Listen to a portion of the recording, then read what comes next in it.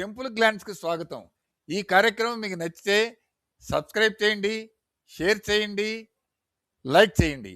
అదిగో చూస్తున్నారు కదా, అదే మంత్రాలయం రాఘవేంద్ర స్వామి ఆలయం.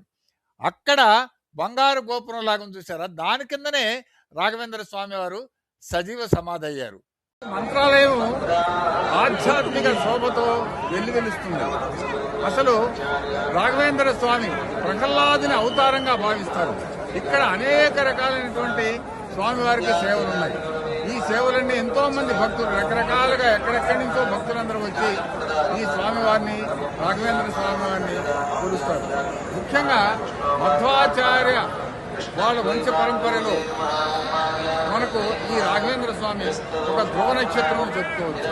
అంతటి పేరుంది. ఆయన ఇక్కడే సజీవ సమాధి అయ్యాడు కాబట్టి అందరూ ఇక్కడికి వచ్చి ఆ సజీవ సమాధిని బృందావనం కూడా పిలుస్తారు. ఇక్కడ ఎంత బ్రహ్మాండంగా డెవలప్ చేశారు చూడండి దేవాలయాన్ని. ఈ ఆలయాన్ని మఠాన్ని బ్రహ్మాండంగా చేశారు చూడండి. ఇక్కడ నిత్యాన్నదానం ఉంటుంది. భక్తులకు అన్ని రకాల సౌకర్యాలు ఉంటాయి.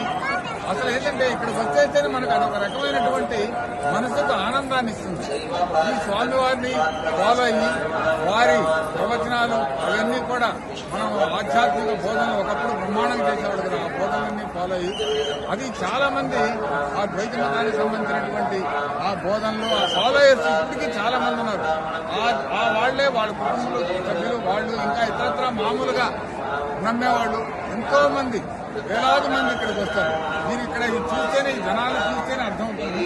జనాలు వచ్చి ఇక్కడ చేస్తున్నారు.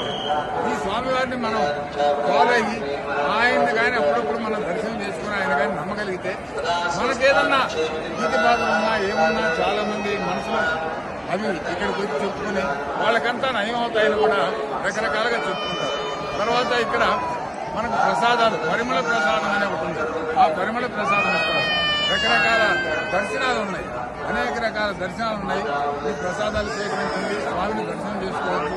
ఆ బృందావనాన్ని మనం ఒకసారి దర్శనం చేసుకుంటే మనకి మనసుకి ఎంతో తేలిక.